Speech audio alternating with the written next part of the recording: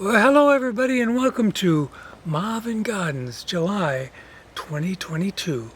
And you've heard me say this many times, that makes it the high holy days of gardening. And you might say, Marv, that doesn't look much like a garden behind you.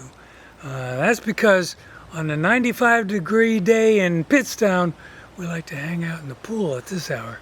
But let me get out of here, get my clothes on, and we'll go ahead and take the tour of the high holy days of July 2022.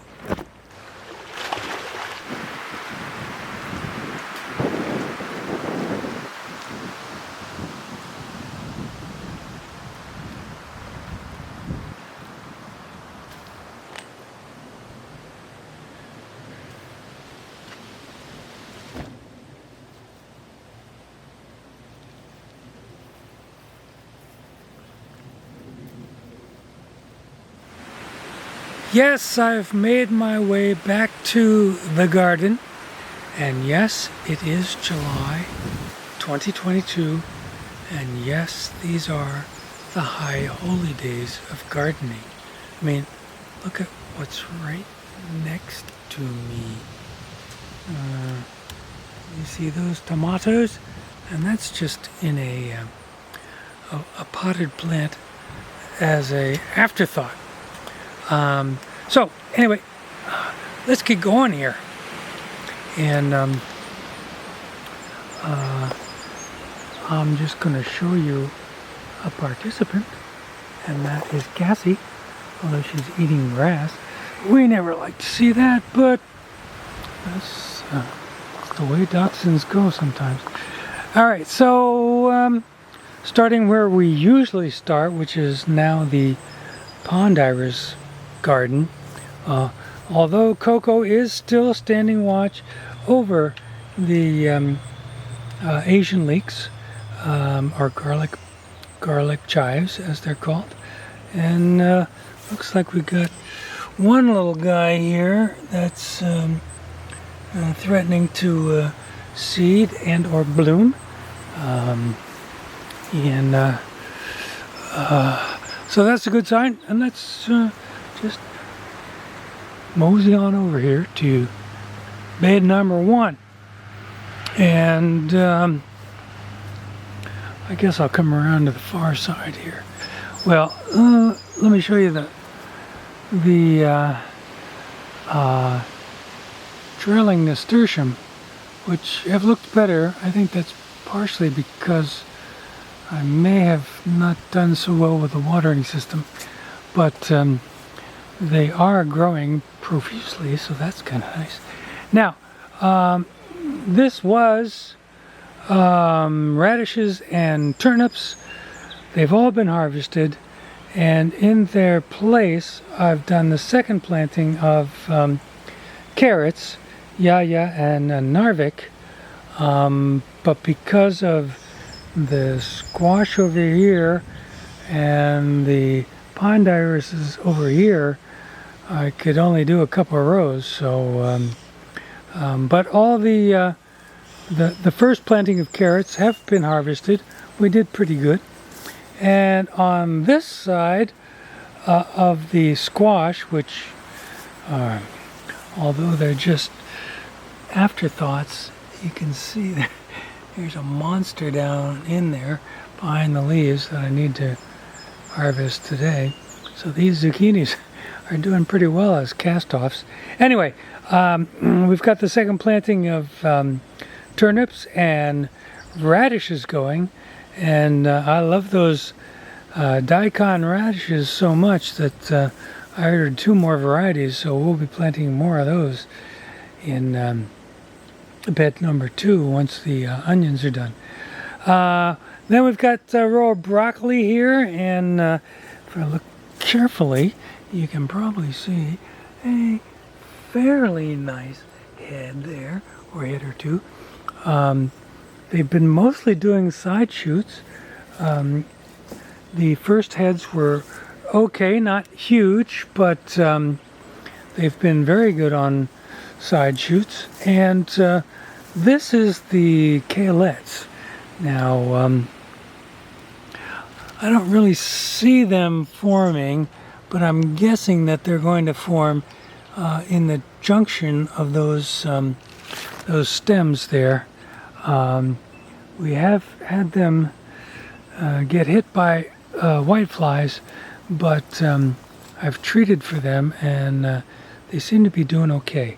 Now, the next double row here is storage number 4, cabbage, and as you can see, they're nicely heading up.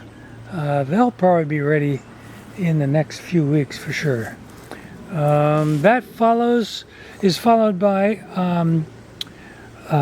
cauliflower. This is Skywalker. We've harvested all the other, which is Twister. That seemed to be a quite early variety in small heads. We've pulled one Skywalker, and oh, by the way, I'm sure I have lots of harvest baskets to intercut here, the stills, so you'll probably see what that looked like. And then we have a double row of Brussels sprouts, which they look healthy. They're not being too much eaten, and the Brussels sprouts are beginning to form, but just tiny. So it'll be a while before we see those guys. Then, contrary to last year, we've got tomato plants that are at least more modestly crowded in here. There's only 3 main plants, I believe, and but they're doing well. I'm trying to keep them tied up, but you can see some of them are starting to turn orange, and I'm not exactly sure which varieties are which, but that's the way it is with leftovers. And then there's my what is it?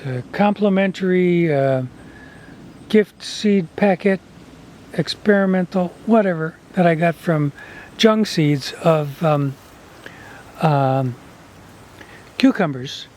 And we've had a few of them. I'm sure I have shots of them. And then you can see, for example, there's another one right there. And more little ones coming in. And as is typical of cucumbers, they're all over the place and vining well. But so far we've kept ahead of them. We have eaten them as they've come in, so that's pretty cool. All right, nothing happening in the compost heap, so we won't even look at it. But you can see here in the pumpkin grow house, we got pumpkins. And let me see if I can, oops, that's the wrong way. There you go. You can probably see that. I can't because the monitor is screwy. But that's a Cinderella pumpkin. That's another one right next to it. There's some more peeking around back in there. And I'll show you the most recent one when we get around the other side. But the bottom line is we got 6 pumpkin plants and 6 pumpkins coming in. And they should get, they're orange now, but they should get even a more bright red orange as the season goes on. All right, so we've got pond irises, of course, all over the place.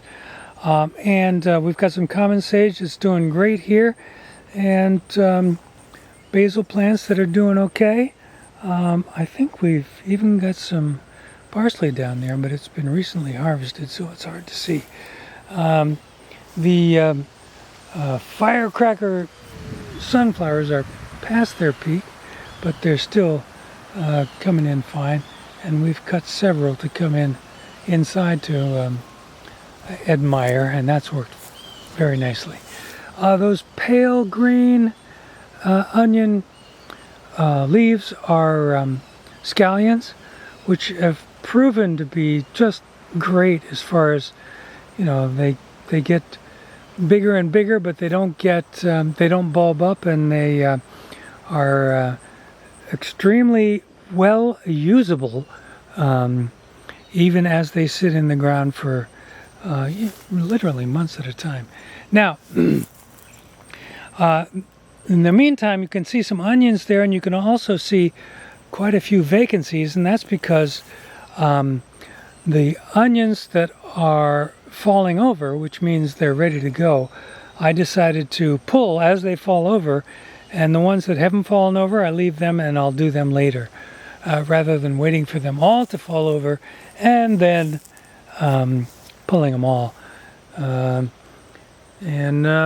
As you can probably tell, the bachelor buttons are well beyond their peak, although we still can see some bright blue buttons coming in, but they're pretty much done for. And the borage is really doing fine, and they're great for being snipped off into salads, but they're also on the back side of their productivity. Now, there's some red wing onions here. There's a lot that I have pulled already, but like I say, to keep them from kind of getting mushy in the ground, I'm pulling them as they fall over. And then that brings us to Ailsa Craig, and they have come right along nicely. And some of these guys are very nice size and nowhere near being ready to be harvested. So we're going to get a nice crop of those guys coming in. All right. Brings us on to bed number 3, and a towering monster sunflower with several buds on it, towering over these Mad Hatter peppers, which have not started to get red yet, and but they're certainly coming in. Let's see if I can get one there. I think you might be able to see that. They have a very distinctive shape, and they will turn bright red when they're ready. Then we got Yankee Bells in this row, Carmen's in this row here, and you can probably see, if I get it aimed right, that they're getting full-sized, but we usually like to wait until they start turning red before we pull them. And last time I wondered if I had gotten brave and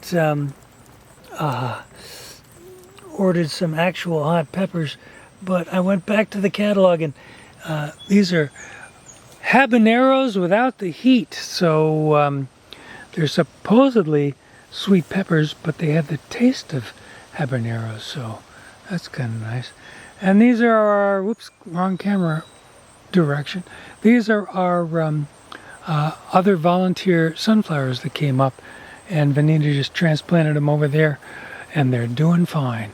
That brings us to the kind of flower bed here.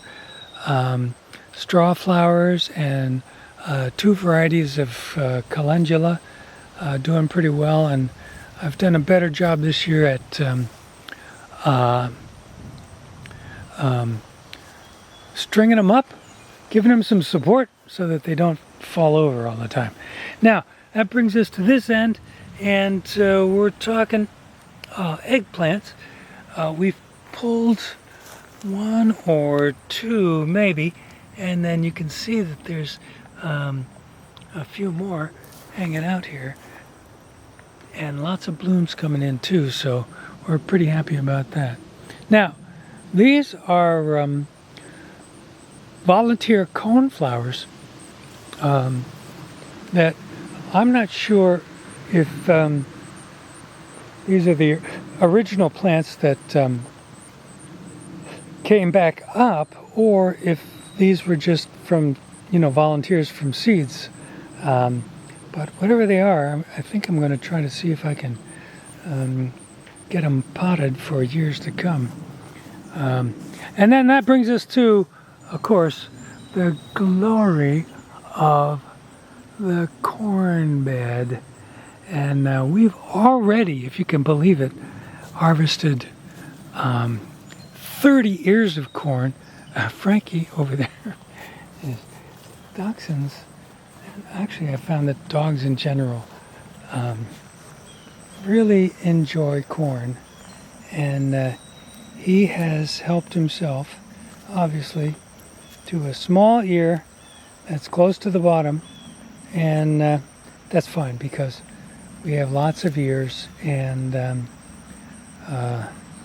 if I really am worried about it, I suppose I could put up some fencing. But I don't know if you can see the number of ears that are in there. And that's after we've pulled 30 of them already. And I think I, again, probably have some photos because we're also freezing them with a new technique that doesn't require blanching ahead of time. Anyway, we are just starting corn harvesting season and it is glorious. And I've even eaten some, even though I'm really not supposed to, all things considered. My glucose did take a hit for that, but that's because I ate 3 of them. So maybe if I stick with only 1 or 2 ears per day, I might be able to get away with it. But at any event, I am so glad I decided to grow corn this year. It's just so much fun to grow. Now, speaking of monsters that should have been taken care of, the summer squash is doing so well that if you ignore them for a day, you end up with ones that are that size, which are much bigger than they should be. Oh boy, I can't believe how many are out here. They're not so big as to be inedible, but they just go like crazy. Especially the zucchini this year. Been having great luck. But there's, for example, a nice crookneck that's probably bigger than it should be. The only ones that haven't been doing so hot are the scallop squash, and that's these guys down here. And I'm not sure, just a poor choice of variety or something that they don't like. That brings us to the glorious tomato patch. And we've got San Marzano here and in this row. And I think I saw some down here that are starting to get the proper color, if I can aim properly. Yep. Then we got Romas, also starting to turn color. These are, what are these? I don't see a label. Does that mean I have them on the other end? I think these are the beefsteak variety that I've started, and I don't see any turning red yet, but there are lots of them and they're looking pretty darn good. I'm probably making you dizzy. Yes, Big Beef Plus. So that's the beefsteak tomato variety that I'm trying to do this year. Then we got New Girls, which I've had, mixed results with before. And there's a lot of them coming in. And here I am walking back and forth through the tomatoes because at this end we have one plant from Terra that's an heirloom variety, and let's see, look at the size of this guy here.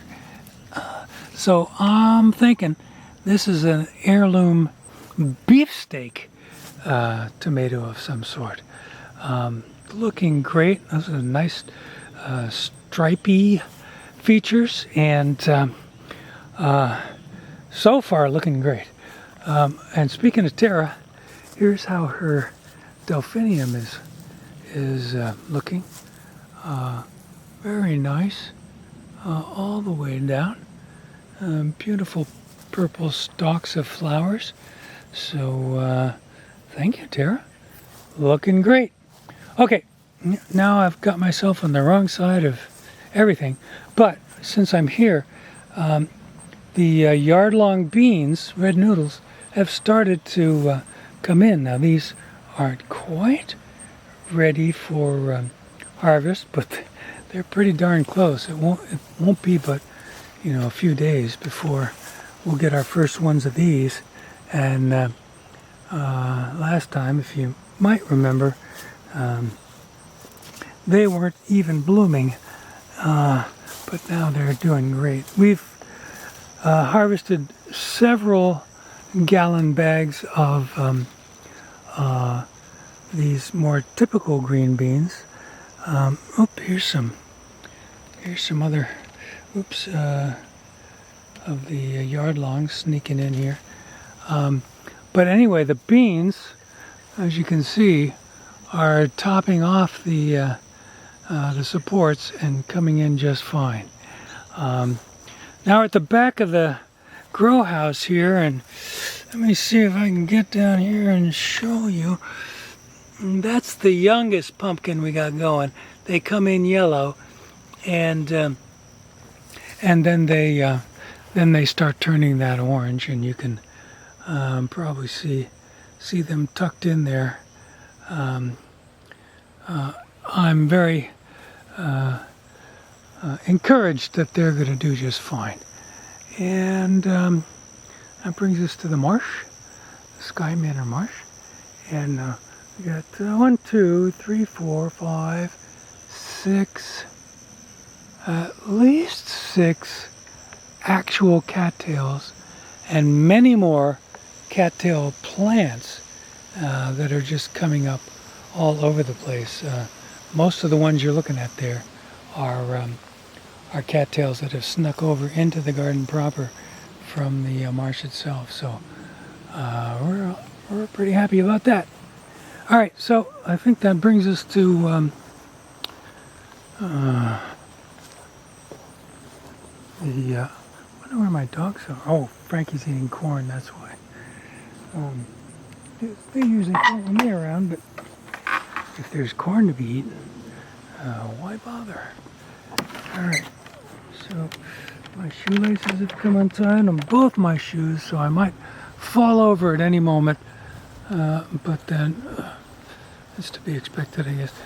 We'll just take a quick glance around the asparagus patch, which is in sore need of weeding, but otherwise is doing okay. And I haven't checked it recently to see if we've got new shoots coming up in the vacancies, but that's just like, there's no excuse for letting the weeds get to that point there. Blame that on the gardener who's been thinking about other things for some reason. All right, so that brings us back to the garden gate. So, I'll probably have some drone footage. I know I've got lots of stills to put in. So hopefully I'll be able to cut that into these places that are less than desirable as far as camera work goes. Come back here and you can see. Oh, you pulled another one, boy. All right. Well, we've got plenty, and part of the fun of growing a garden is so that everybody can enjoy it, and he is certainly enjoying his corn on the cob. There's our cornflowers again, and golly, what else is there? Oh, there's Cassie. What's she doing? She's just kind of lying in the onion pit. I guess so. You comfortable, Cassie? She seems fine in the late afternoon sun. So what else is there? There's the fire pit. Looking fine. We haven't done many fire pits, probably because it's been so, shall I say, friggin' warm out here. So we've been doing pools and barbecues on the deck instead. We've got some nice marigolds going in the potted plants.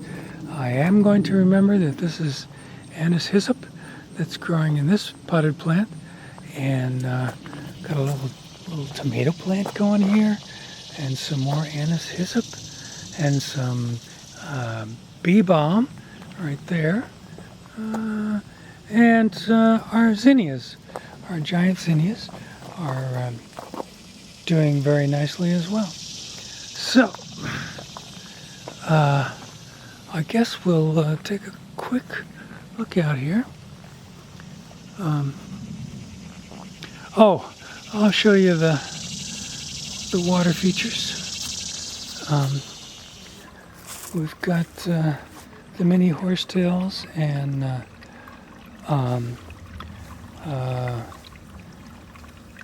water hyacinth. Sorry, it took me 3 years to come up with that name. And we've got a tomato plant going here that's doing pretty well once I figured out how to get it on a regular watering schedule. And the other water feature. Now, we've got some lilies that Vanina planted that are coming in. We've got our trumpet flowers on the vine that are blooming nicely. And let me see if I can get this gate open. I know Cassie's going to come through it, but I'm not going to try to stop her. And we've got the French ballerina watering. And as you can see, oh, okay. Hi, Steve. And Marvin, just say hi. As you can see, everything's nice and green, and at about its peak here in at the pond. I think I might be able to sneak up on this frog. Okay, and you can see that's a green frog. They're pretty brave, so I can usually sneak up on them. And whoops, wrong way. But you can see the rest of the pond is looking fine. There's our koi.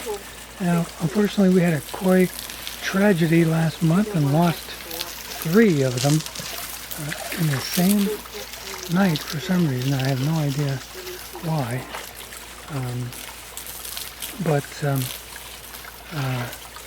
We still got 1 left, and everything is, like I say, in the pond is just looking great. And so are all the coneflowers around the sundial there. And other than that, not much else to show you. We started in the pond, which is now set up. I don't believe it was set up in the last video. And here I'll show you nothing, because there is nothing to show you in the fruit trees. We have no pears. The 6 or so that we had are gone. We have no nectarines. Never did have any nectarines. And we have no peaches. So I don't know officially if peaches, or I'm sorry, fruits have on years and off years, but if they do, this is definitely an off year. So, because we ain't got nothing happening here. Let's see, let me turn this so here we are through the garden gate, and that's really all there is to see. This is July 2022, and yes, it is the high holy days of gardening. The corn's coming in. That's the biggest clue. We've got other stuff that's producing, some stuff that's even past its peak. We're on to second plantings and some things. But the bottom line is, this is a magical gardening time of year. This is what we dream about all year long when we think of gardening, especially like in December or January or February. This is what we think of is coming and something to look forward to. So, Marvin Gardens, July 2022. Hope you guys are having a great summer and continue to do so. We'll talk to you next time. Bye, y'all.